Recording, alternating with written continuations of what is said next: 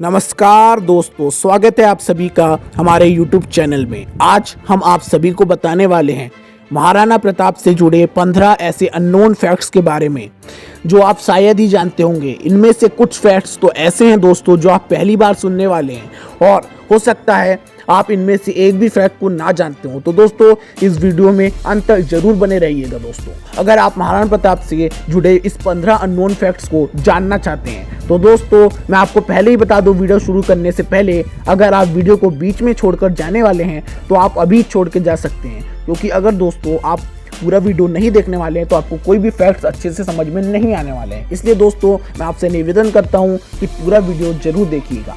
तो दोस्तों चलिए वीडियो को शुरू कर लेते हैं। महाराणा प्रताप की, महाराणा प्रताप की।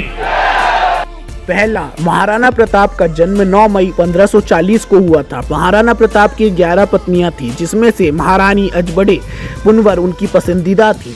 उन 11 पत्नियों के साथ उनके 17 बेटे और 5 बेटियां थी। उनकी 7 फीट और 5 इंच की शानदार ऊंचाई थी। दूसरा, युद्ध के मैदान में वह लगभग 360 किलो वजन उठाते थे, जिसमें से 80 किलो वजन का भाला होता था, 2 तलवारें जिनका वजन 208 किलोग्राम होता था और उनका कवच लगभग 72 किलोग्राम भारी होता था। उनका खुद का वजन 110 किलो से अधिक था।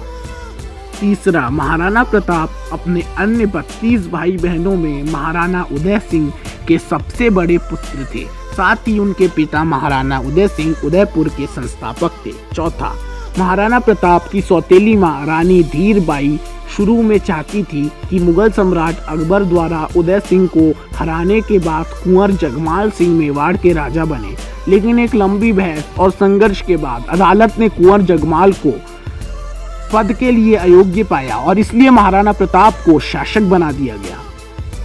पांचवा, कुंवर जगमाल सिंह ने बाद में मुगल सम्राट अकबर की सेवा की अपने दोनों भाई शक्ति सिंह और सागर सिंह के साथ, यानी कि कुंवर जगमाल सिंह ने बाद में मुगल सम्राट के साथ हाथ मिला लिया।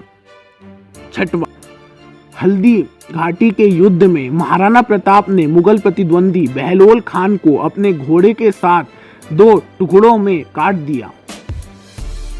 सातवां, 1576 में हल्दी घाटी के युद्ध के दौरान लड़ाई लड़ने में प्रताप की दृढ़ता साबित हुई। मुगल सम्राट अकबर ने मान सिंह, उनके राजपूत सेना कमांडरों में से एक, और आसफ खान को प्रताप पर हमला करने का आदेश दिया। हल्दी घाटी का युद्ध 18 जून 1576 को हुआ, जो कि 4 घंटे तक चला।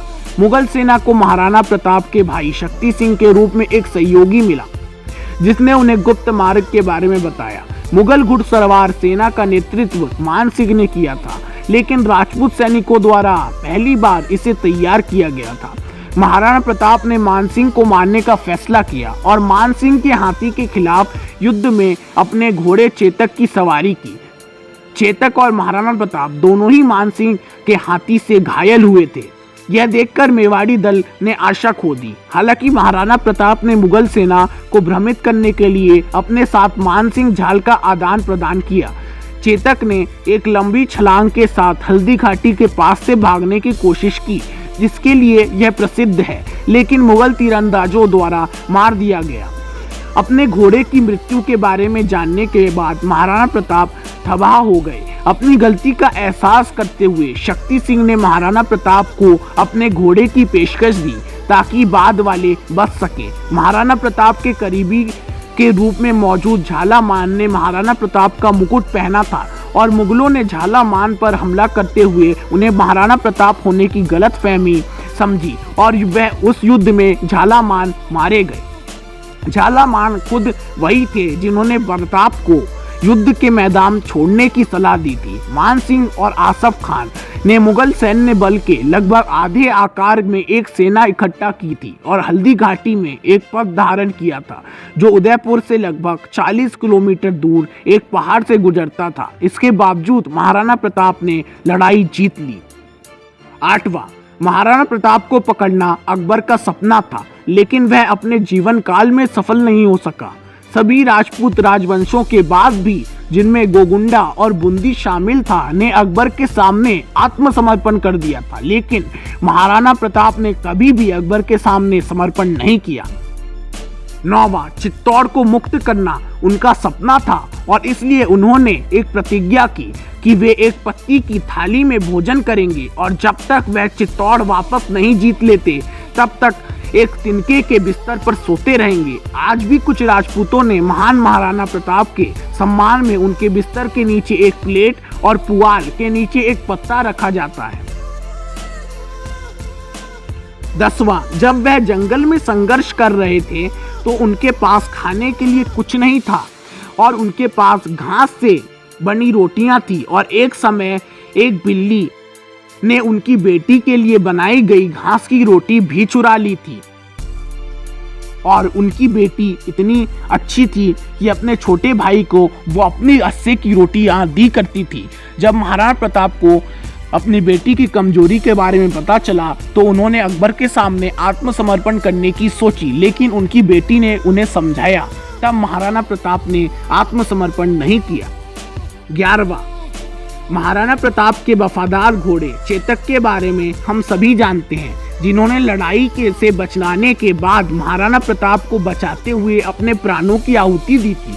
लेकिन महाराणा प्रताप के पास एक हाथी भी था जिसका नाम राम प्रसाद था, जिसके बारे में कहा जाता है कि उसने एक लड़ाई में मुगल सेना को कुचल दिया था। राम प्रसाद हाथी ने 2 युद्ध हाथियों को मार दिया। अकबर ने किसी भी कीमत पर राम प्रसाद को पकड़ने के लिए अपने सेना बल को आदेश दिया और उसी के लिए 7 युद्ध के हाथियों को राम प्रसाद को पकड़ने के लिए भेजा गया, लेकिन इसकी वफादारी पकड़ने हमेशा उनके मालिक महाराणा प्रताप की थी और इसलिए अकबर के द्वारा पकड़े जाने पर भी राम प्रसाद हाथी ने कुछ भी नहीं खाया और ना ही पानी पिया और 18वें दिन कारावास के बाद उनकी मृत्यु हो गई। इससे दोस्तों हमको ये पता चलता है कि महाराणा प्रताप का हाथी भी कितना वफादार था और इस घटना के बाद अकबर ने यह सोचा कि महाराणा प्रताप का हाथी ही जब मेरे सामने नहीं झुक सकता तो महाराणा प्रताप मेरे सामने कैसे झुक सकता है। 12वां, एक बार कुंवर अमर सिंह ने अब्दुल रहीम खान खाना के शिविर पर हमला किया, जो मुगल सेना का सेनापति था, और अपनी पत्नियों और महिलाओं को त्राफी बंधक बनाकर ले गया। जब महाराणा प्रताप को उसके काम के बारे में पता चला तो उन्होंने उसे फटकार लगाई और सभी महिलाओं को रिहा करने का आदेश दिया। अब्दुल महाराणा के कृत्य का बहुत शुक्रगुजार था और उसने तब से मेवाड़ के खिलाफ एक भी हथियार न उठाने की प्रतिज्ञा ली। अब्दुल रहीम खाना वही रहीम है जिसके दोहे और कविताएं हम बचपन से सुनते आ रहे हैं। इससे यह भी पता चलता है कि महाराणा प्रताप औरतों को कितनी इज्जत करते थे।